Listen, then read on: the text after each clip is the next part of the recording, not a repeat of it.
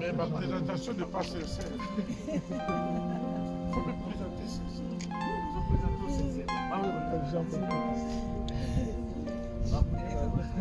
Tika na kumisa yawe Nzambi boboto na ye pe bolingo na ye koumela nseko.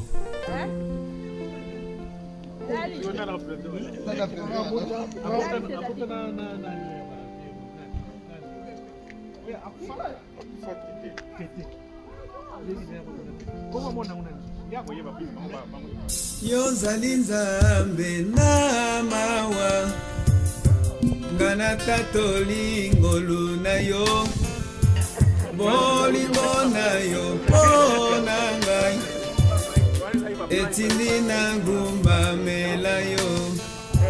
Yo nzali Nzambe na mawa ngana tatoli ngolu na yo bolingo na yo pona ngai etindi na ngumba mela yo. Kolo yo lingi ngai mingi namoni yango na bomoi na ngai wana nazalaki bitelengano olokotaki ngai osukoli ngai okomisi ngai mwana na yo nakopesa na yo nini bona maso yo saleli ngai nazongisela yo nini bona maso yo saleli ngai napesa yo nini.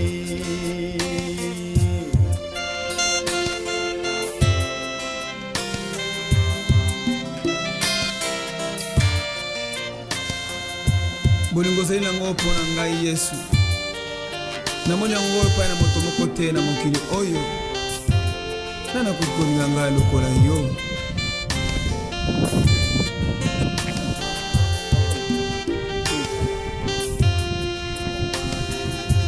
Mokili oyo eboyaki ngai mpona mabe nasalaki kasi yo Yesu oyambaki ngai olimbisi mabe na ngai.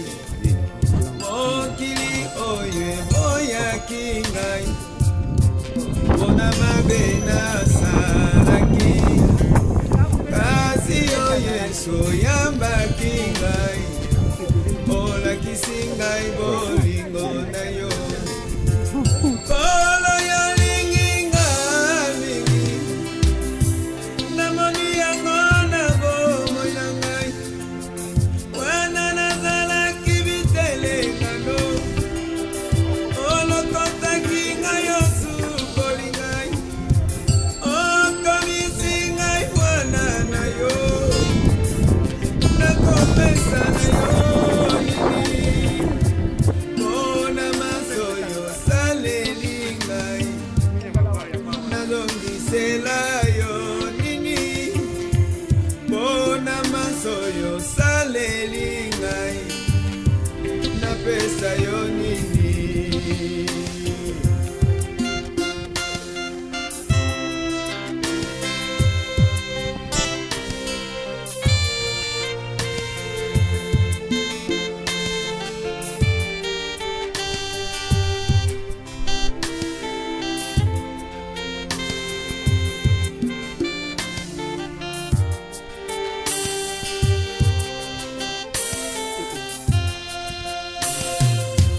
Nakobanga lisusu te Yesu lobaki na ngai namitungisa lisusu te yo yebi bamposa na ngai nakobanga lisusu te Yesu lobaki na ngai namitungisa lisusu te yo yebi bamposa na ngai.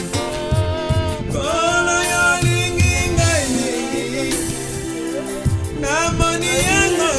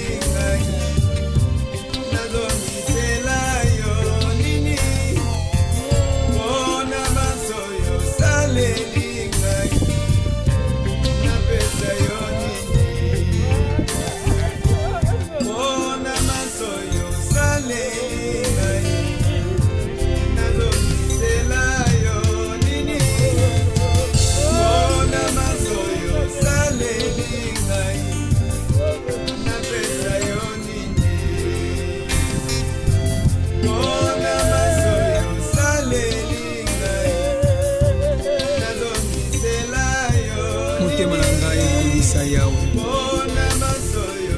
nzambi boboto na yo ekumila nseko motema na ngai ekumisa yawe po ete azali malamu motema na ngai ekumisa yawe po ete akopimaka mwana moto mawa na ye te tika ete boboto na yo mpe esembo na yo nkolo ebatela ngai libela na libela bolingo na yo nzambe mpo na ngai ezali na suka te.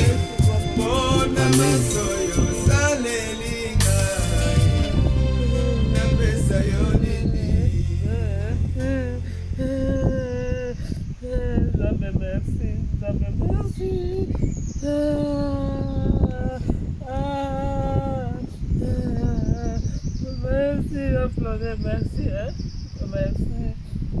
Bandeko, alléluia. Amen. Alléluia. Amen. Merci beaucoup na présence ya moko na biso na oesika. To très moi temps mukie po te ibete passer la lisusu na komona boye sûrement mitema et tumbolami ba souvenir ba mawazo na mitema. C'est comme ça que pratiquement quelques secondes ba mitema les hommes qui me moqué ou alors ba de quoi se défouler moqué na pas se wana moqué ba ko sala moqué boye la bonne de la bonne comme Jésus Messia. Père Tout-Puissant, dans le nom de Jésus de Nazareth, Adonai, notre Dieu, nous te disons merci pour ces jours, pour ce temps, pour ce moment. Tu l'as permis ainsi et nous voulons que tu prennes la direction par ton Esprit Saint. Dans le nom de Jésus de Nazareth, enseigne-nous tes voies, ô Éternel. Apprends-nous à compter nos jours, ô Éternel. Et manifeste encore, Éternel, le shalom, la paix, la joie, la force en nous. Dans le nom de Jésus de Nazareth. Nous te recommandons ce moment que nous allons passer ici et toute la journée entière, Éternel, par rapport à cet événement, en tes saintes et puissantes mains. Kolo Sarana Biso, Yahweh Papobi, na Facebook, na Biso, ya Église, par appeler Biso justement, Tante Pasaka, na autour, ya Dengue, frère Nabiso, papa Nabiso, Tika Biso. Donc j'ai revu encore les images. Ça fait pratiquement 4 ans depuis Ndeko a Tika cette terre des hommes. Ngai Nazali, pasteur Balay, où par la grâce de Dieu, nous avons s'engagé ensemble. Alors, Pierre Tombal Oyo et Chamagi depuis moi, Mikolo Leki. Alors, la grande famille biologique, la grande famille Oyo Ezali éparpillée par-ci par-là. Du moins, à côté, Bandeko, Wawiti en Allemagne, Wawiti en Belgique, ne pas eu temps à Rosala. Par rapport à la temps, il y a un peu passé, il y a le Covid, il y a le confinement, il y a le lockdown. Il n'y a pas eu moyen de faire ça. La famille, il y a un Moussala, Oyo, Bainitia qui est Salemaki. On a un peu samedi bango et que Namokola Lelo, il y a samedi à Lelo, le 4 juin. Ça va voyage il y a tal encore une fois au sala oyo bango ba yeba ko sponsoriser ba yeba ko sala et bango pe lokola na famille biologique na considération bazana ngo envers biso ebele awa oyo tozali famille ya papa ya frère Flodin bande konaye awa na mulimo ba camarade ba famille na ya awa na mboka oyo Angleterre tsika la ko vanda et en plus biso ba oyo yo famille chrétienne na ye en tout cas libota biologique et ba ke nako kozwa contact wana na bandeko ya Flodin nyonso ya ba area nyonso awa bandeko ya Congo bandeko ya église bandeko ya ba ngomba misusu ya ba regroupement misusu pour être ndeko nous a eu temps à l'écalelo pour passer temps ensemble pour y bakotala musala oyo famille salaki pour bakotala encore une fois Pierre Tombal oyo et ben qui na kochama juste na tombe oyo ya frère na biso papa na biso Flodin. Bien aimé dans le Seigneur, nous avons une appréciation qui s'envers biso nyonso na temps oyo tozui ya awa to moni que toza menacé na climat na mvula zali koluka ebetaka tokosala effort que tozala wana de balobi ete yes ndeko na biso akenda azali sosa biso te na bandako na biso tokomona ressuscité depuis 4 ans cette terre des hommes asatiki yango malgré katiki mokili oyo mais tomoni bakomi un bon message et que jamais atika mitema na biso donc yango wana elakisi epa na biso tozali awa et que papa Flodin aza toujours vivant na mitema na biso aza toujours na bisika na mitema na biso tokanisaka toujours ye na babolamu nyonso na misala nyonso na basemence nyonso na basigne nyonso na oyo nyonso asala epai na biso epai mabota na biso avantage nyonso babénéfice nyonso oyo tozwa au travers na ye biloko wana ekosilaka te tozalaka toujours na mémoire na biso tokanisaka ye ke ndeko na biso azalaka lelo ata azali te mais toyebi te dans nos cœurs ces souvenirs sont toujours là et vont toujours nous rappeler kombo na ye misala na ye kati na mitema na biso voilà donc tozali kotalisa bolingo oyo ndenge toye awa na mokolo ya lelo bien aimé dans le Seigneur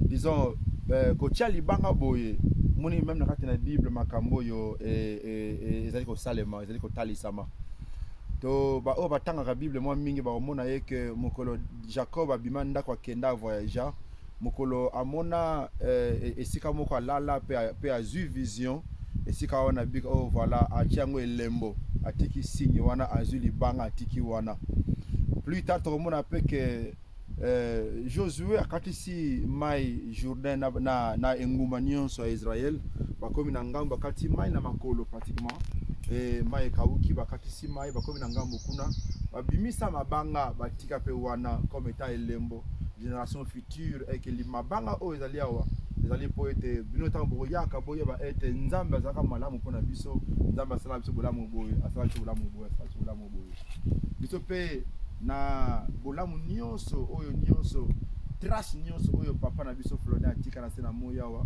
tolingi te génération future babosana pe ye tolingi ke bayeba pe ke ye azalaka asalaka pe makambo boye na mabota na bandeko ebele yango wana libanga oyo etiami wana Pierre babenyango Pierre Tombal etiami boye comme étant aussi souvenir comme étant aussi elembo po ete génération oyo ya biso pe génération future ya na sima eyeba koyeba ete ndeko azalaka tomoni message kitoko oyo etikami wana na mwana oyo ya tiki fille na ye grâce à tiki message kitoko donc lobby tango pe grâce oyo akokoma mama akobota bomona pe ke akomemaka bana oyo abamona souvenir ya koko na bango koko azalaka koko bakundake awa.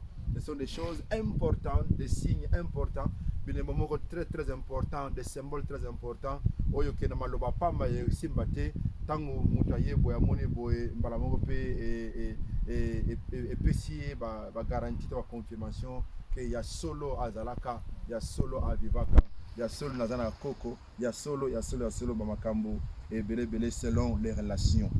Yangona yo nanga tozali awa to zali vraiment na esengyo komona et que libanga oyo chami juste pour un souvenir et merci beaucoup na famille ici ka malgré bazaye musika na Allemagne na Belgique par-ci par-là mais batiki de côté basali nyonso ko ete souvenir oyo chama bango pe lelo ne bayeboye lobitan so bakome bana bango lobitan so bakome bandeko mususu qui sait le monde est petit tant so bakoko na bango ya deuxième troisième génération bozaka musala na Angleterre bozaka musala na Birmingham boyeba kata ndeko na biso moko famille na biso moko bakunda bango awa na oesika. Ce sont des souvenirs qui restent d'une manière inoubliable pour les générations futures. Donc merci beaucoup. Bien dans les Seigneurs, faut telemi awa te pona papa Flodin. Ça fait 4 ans durant depuis Atika Biso Kenda. Là, je suis très certain que dans la telemi awa il ne me voit pas. Amen. Il n'est plus assis à Tika Biso à Kenda. Moi, quelques mots où nous allons koloba et ils allaient concerner yo nangai o tozali awa. nazali juste na quelques passages ya kotanga ezali na mokanda ya Romains chapitre 8 puis à partir du verset 28 Bible elobi ete nous savons du reste que toutes choses concourent au bien de ceux qui aiment Dieu. Amen. Et au bien de ceux qui sont appelés selon son dessein.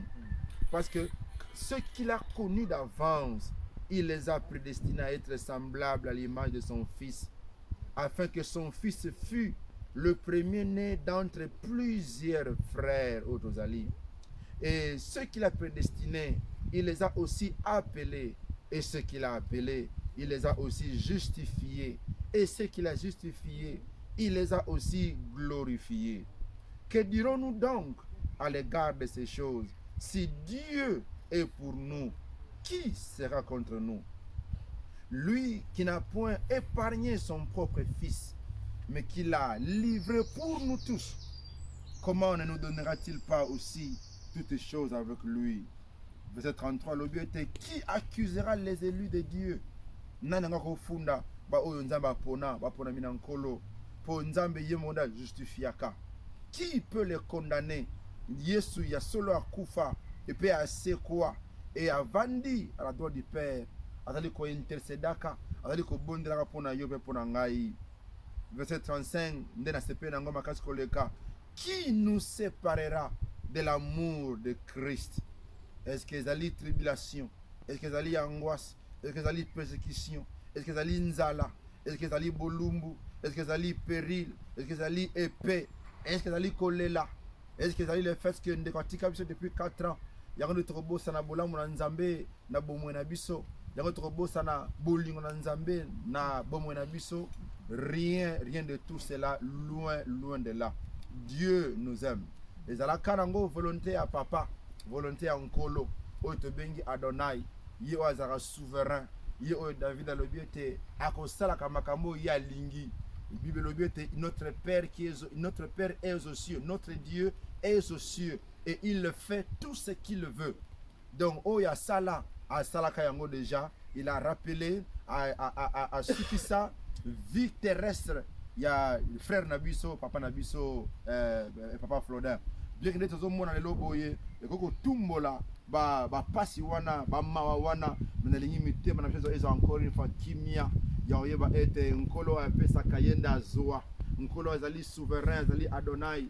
Yende ce qu'a lobi oui, mutolowa no azalakate. Ye oyo a tinda biso na sena moi, a pesa biso mikolo na mikolo yete yoko banda awo suka awa. Yoko banda ajo yoko suka na ajo yo. Ata bola moleke belata ndenge nini yeba ete mukolekoki na sepeli na Salomon na Ecclésiaste. Yazali koloba ete nga mukiloyo. Ozala riche, ozala pauvre, toza biso nyonso kaka na soro moko. Ozala osambelaka te, toza biso nyonso kaka na soro moko. Liwa, cimetière, yokoyambaka yo un jour. Mais ya mutu ezali ke après liwa na yo, lobi boni yo kozala. Lobi okende pa wapi.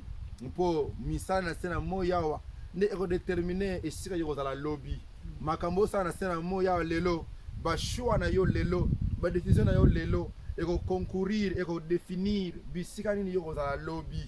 Donc biso oyo totikali na sena moi tu va être ezakaka juste une faveur, un privilège oyo nkolo apesi nga na yo po ete tobongwa na biso po nzambe alobi na Ecclésiaste na Ezekiel alobi ete ye akosepelaka jamais na liwa ya mosumuki. Donc nzambe alingi ne jamais ke ndeko mwa akotali felo alingi na ete yango alingi ete apesa toujours bomoi pour être ozwa moyen, ozwa chance wana ya kobongwama, ya kozwa decision malamu, ya ko changer la manière de vivre, ya ko sala ce que nzambe asepela na yo, asepela modèle zo vivre, nzambe se glorifier na vie na yo. Ceux qui ont capté message te, ceux qui ont comprendre le kakate, ceux qui ont continuer nous aime, que Dieu est avec nous, que Dieu est là.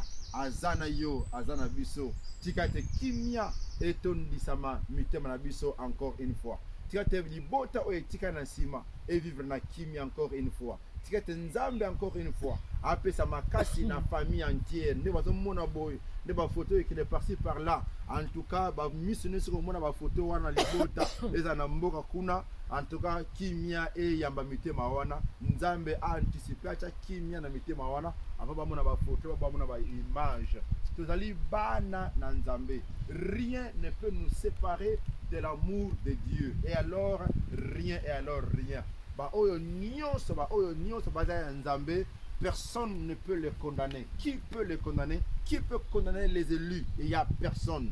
Tozali na beaucoup regretter frère papa Flodne oto zala na ye oto lingaka o lingaka pe biso, mais depuis 4 ans durant dans les sociétés et par amour nous sommes venus poser cette pierre. Il y a souvenir, n'est-ce pas? Il y a symbole, il y a souvenir pour cette génération et des générations également à venir. Je vais encore une fois prier. On a recommandé moi tant de passer pour mais nous savons du reste qu'après Awa, tantôt passé moi tant Awa, après Awa, nous allons nous diriger dans la salle où il y a papa Laurent, si j'ai bonne mémoire, c'est ce qu'on l'appelle, dans Lozels, et Sika Libota, ici, moi, je ça pour on peut nous rafraîchir un peu, donc juste après Awa, le temps que nous allons passer ici, si vous voulez ayez ma case, c'est pas grave, mais après ici, on se dirigera là-bas, et c'est au Kabola quelque chose où il y a Libota, où il y a la famille en général, et il a préparé. Dieu d'Abraham, d'Isaac et de Jacob, Jésus-Christ, toi qui es mort pour nous à la croix, toi qui as pris notre place, toi qui nous aimes d'un amour incomparable. La Bible nous enseigne que personne et alors rien du tout, rien ne pourra nous séparer de ton amour. Même pas les possessions matérielles de ce monde, même pas quoi que ce soit que nous pouvons voir ou entendre ou palper dans ce monde des hommes. Rien de tout cela ne peut nous séparer de ton amour. Tu nous aimes et tu nous aimes tant. Comme la Bible déclare que tout concourt au bien de ceux qui t'aiment, Éternel, nous croyons également le fait d'avoir appelé notre frère Papa Flodin, Éternel, tu l'as fait ainsi et toi seul tu le sais, mais nous le croyons seulement que c'est pour également, ça va concourir au bien de toute la famille, de toute personne qui t'aime. Tu as fait ta volonté et personne ne peut résister, personne ne peut dire non là où tu as déjà dit oui. Éternel Dieu Tout-Puissant, c'est toi qui donnes la force. La Bible nous enseigne, Saint-Esprit, c'est toi qui portes en toi les fruits de l'Esprit, la paix, la joie, la patience, la bénignité. Éternel, Saint-Esprit, aide-nous et place dans le cœur de tout un chacun de nous, de la famille en général, la paix, la joie. Quand cette famille est ici avec nous, quand elle voit, quand elle apprend tout ce qui est autour de cette disparition de notre frère, qu'elle soit apaisée, que la paix gagne leur cœur. La famille au pays qui verra les photos, les images, les vidéos, Éternel, que ce cœur soit gagné par la paix, que ce cœur soit rempli par la paix, par ton shalom. Donne la force, fortifie tout un chacun de nous pour qu'on ne se plonge plus où nous nous trouvons, Éternel. Nous te rendons grâce, te disons merci et nous te recommandons le reste du temps entre tes saintes et puissantes mains. Fais en sorte, Éternel, que la famille reste unie et que ce qui manquait au Éternel, que tu puisses, Éternel, donner pour voir. Ce que Papa Flodin était pour la famille, une bénédiction, un canal de bénédiction pour la famille, c'est qu'il le faisait. Ce que tu as fait au travers de lui pour la famille éternelle. Fais en sorte qu'éternel, que cela soit remplacé. Fais en sorte que tu crées un autre chemin, que tu crées un autre canal de bénédiction pour toute la famille. Pour que son vide soit comblé au éternel, selon ta fidélité, selon tes provisions. Dans le nom de Jésus de Nazareth. Je prie pour la famille entière, que ta main soit sur elle en général pour la protéger et pour la sécuriser. S'il y avait une porte ouverte, que cette porte soit fermée, afin que l'ennemi ne profite pas, que l'ennemi n'entre pas dans le nom de Jésus de Nazareth. Règne dans cette famille et place en elle la paix et la bénédiction. Dans le nom de Jésus de Nazareth, nous prions ainsi et nous disons Amen. Amen. Que Dieu vous bénisse. Merci beaucoup. Bon, en tout cas,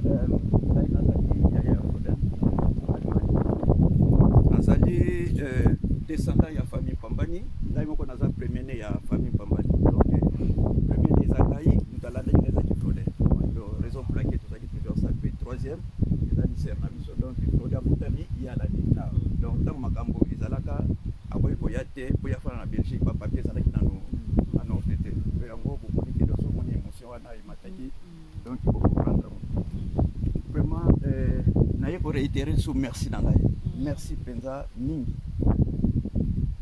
d'abord na pasteur Bali depuis makambo ekoya kiti lelo de recevoir soutien na spirituel ya munene koleka donc atika bisote remercier nanga yanga susu ekeye natanga na docteur Peter doso natangi docteur Peter c'est-à-dire que natangi ne Congo ne Congo ne nous ont pas laissé batika bisote donc depuis makambo bandaki tilelo tous ensemble remercier nanga susu ya bisato ekeye na président ya communauté ya congolaise na awa na mboka ya Birmingham nous avons été toujours ensemble la communauté nyonso tout ba congolais nyonso ya Birmingham en tout cas ça va tout au cœur biso tozali ba ndeko biologique mais tant makamuzo po ya biso to musika ba bazaki ba ndeko proche za bino toza ko yakaka tant to komia makamunyo c'est ça que l'amour je n'ai jamais vu ça donc il y a des flatter bino te mendenga munazoloba à tout moment biso tant to comme ato ko te makambo nyonso et salemi tala lelo hier tomba les salemi et salima depuis kala tozali mais bana bat pasala on ezali le bino de bat bazaki ba ndeko approche malgré que biso to ba ndeko biologique ba ndeko approche zalaki bino po bino bat zalaki en contact na mowe nazara makami ya koloba te passer balé presque c'est à lobby déjà nyonso vraiment au nom ya famille Pambani ngamo pe naza Pambani de monde na Pambani ngape Pambani au nom ya famille Pambani ya famille d'Andouaki là vraiment te ko remercier bino tika nzambe azala na bino nyonso oyo bosali nzambe azungi sango ya koleka lisusu pour to vivre en tout cas bolingo na bino oyo lakisi biso ke donc ndeko na biso aza ko vivre bien na bino oyo lakisi biso ke ndeko na biso azalaki dans de très bonnes mains awana kati ya mboka Birmingham bolingo wana esuka kaka epa na yete ezala pona bato nyonso tout donc nous sommes ensemble vraiment tout droit au cœur na l'union merci mina likolo ba militaire merci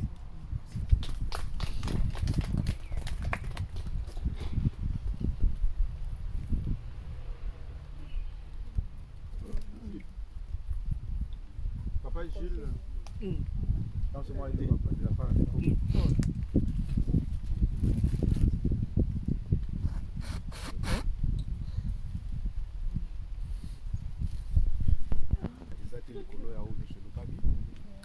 topesi famille merci mingi na ndenge boye tiki ba mboka na bino respectif consiste na Pierre Tombali ya Papa Flodin donc biso bandeko bandinga ya Flodin to organizaki makambo nyonso ndenge bolobi et tokomi na suka tosepeli ndenge boye quand même komona esika batiaki ndeko mpona suite ya programme na biso donc procéder na dépôt ya germe de fleur oyo ezo représenter na bino famille na biso bandeko ya Flodin oyo toza awa sur place et après awa tobomisaki mwa eloko ya kolia na mwa eloko ya komela ndenge pase bale alobi tokolandana tokokende ntina salle place toreservaki et à partir ya kuna soki aire na biso ekoki bandeko oyo bautaki libanda baza na place bakomelaki biso bandeko ya Flodin motu na motu akozonga na libota na ye donc je crois oyo toprévoyaki mpona journée ya lelo yango wana donc soki tokozwa susu mwa 5 minutes 10 minutes mpona bafoto et puis mwa lisolo tokoki continuer pendant quelques minutes et puis tokolandana tokende na salle nayebi te je crois famille aprévoyaki eloko mosusu te à part oyo elobami essaye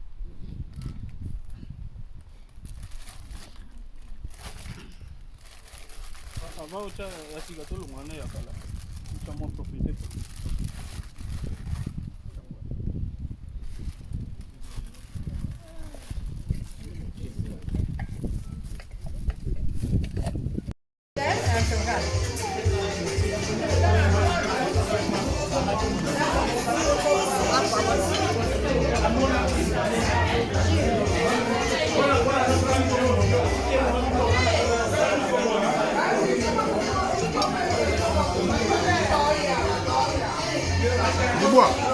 Ouais. T'as vu ça, mon homme, c'est là. Ouais.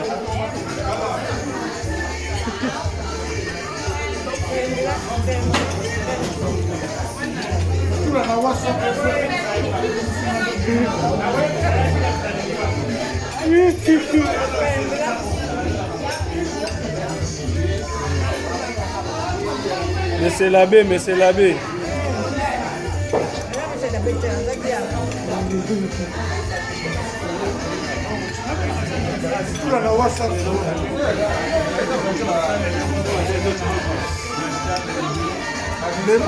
Mais ya mupende na tuna. Ya mube.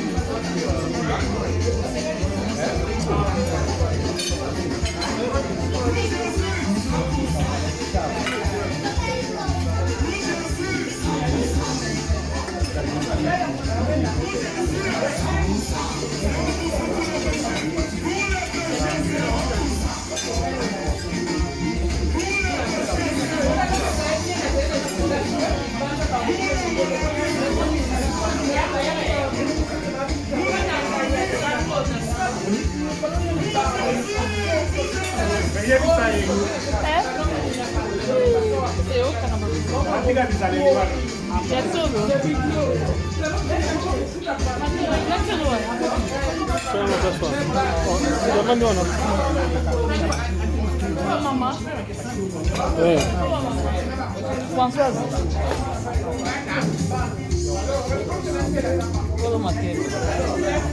Ah ok, voilà ça. Oh mais non c'est bon, c'est bon.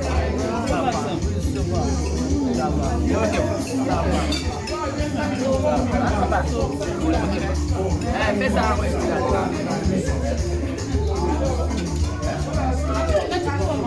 ça.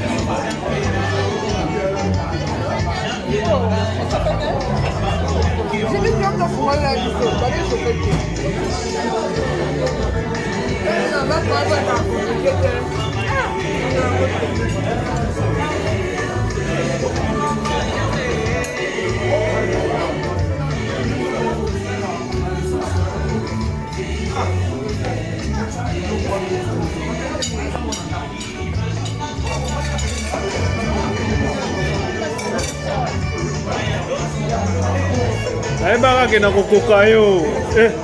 Basepeli nde bazala.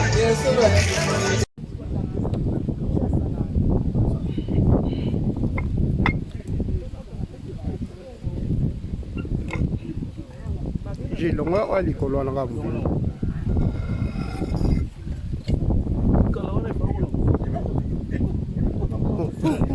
Baki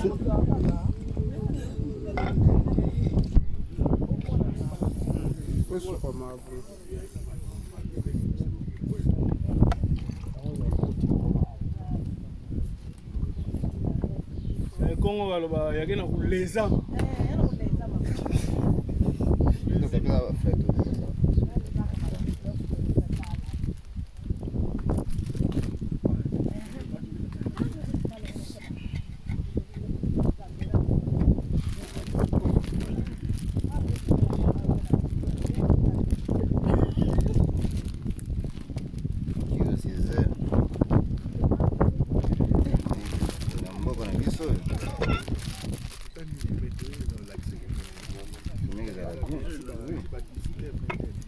Ngalia.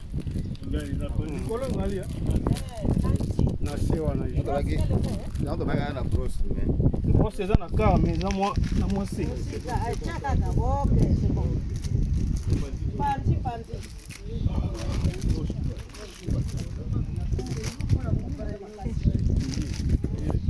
Na hii retard mais nataka kitile. Ah, récupérer va retard.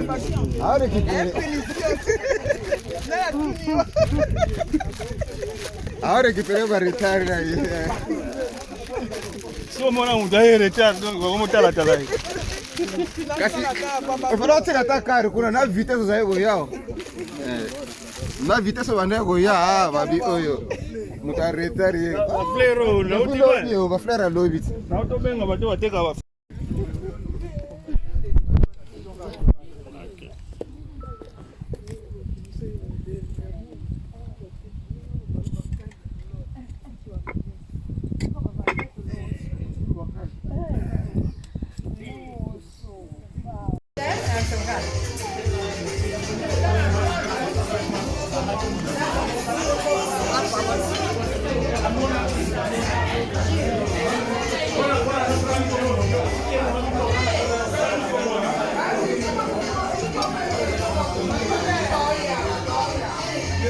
Dubois, Ouais. t'as vu ça, mon homme, c'est là.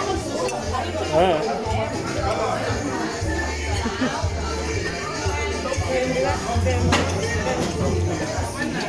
Tu vas avoir ça.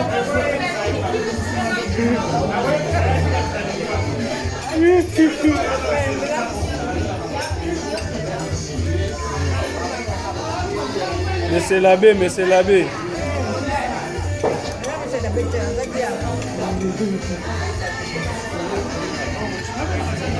Tu vas avoir ça.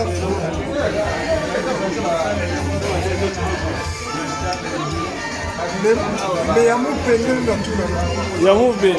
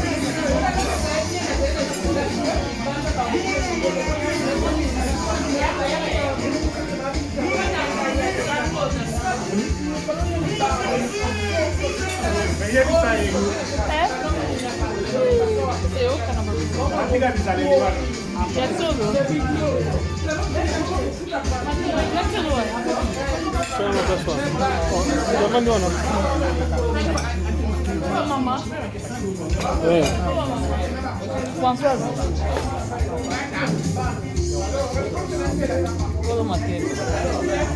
Ah ok, pas comme ça. Bon, maintenant c'est bon. C'est bon. Ça va, c'est plus ça va. Ça va. Fais ça, ouais.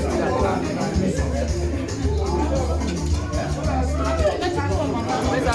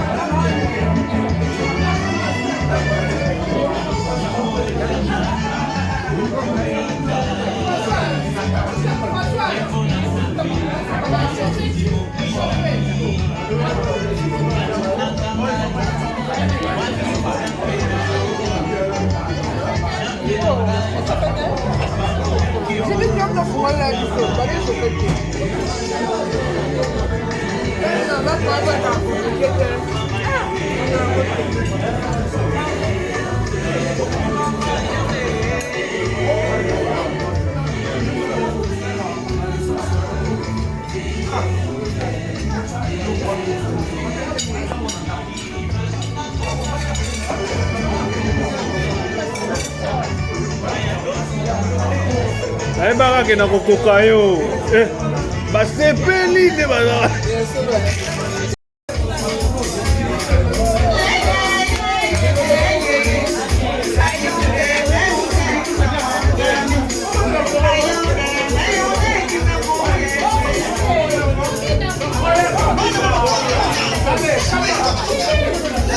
Vas-y, les gars.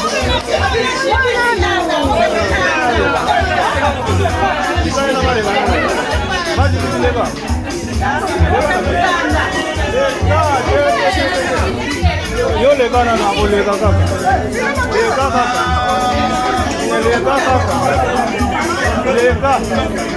les gars, kuna.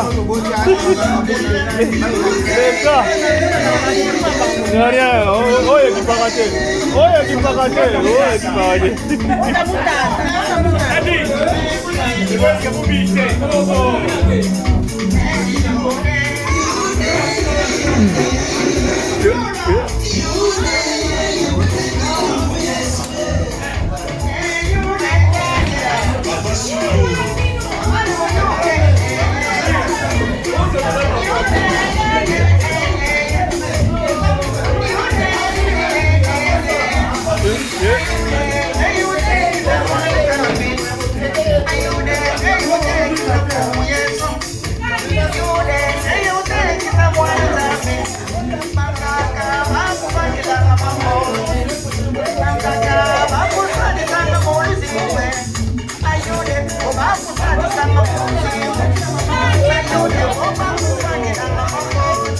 Koto me bozo bi na peka ke.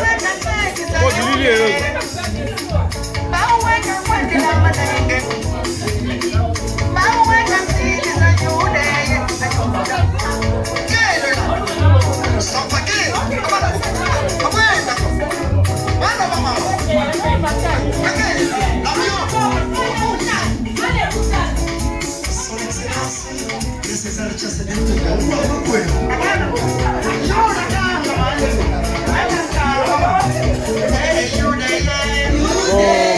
Liaga.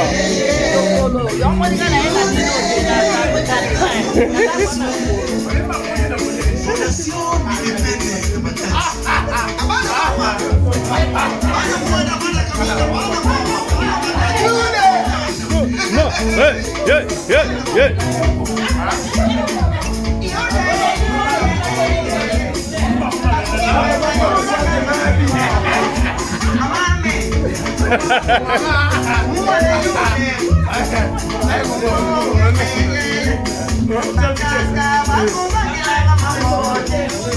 Bilili.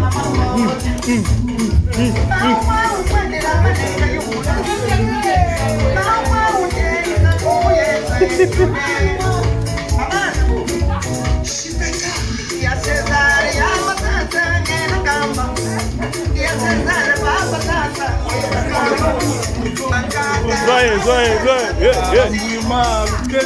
Yo sakala mama bilili ya.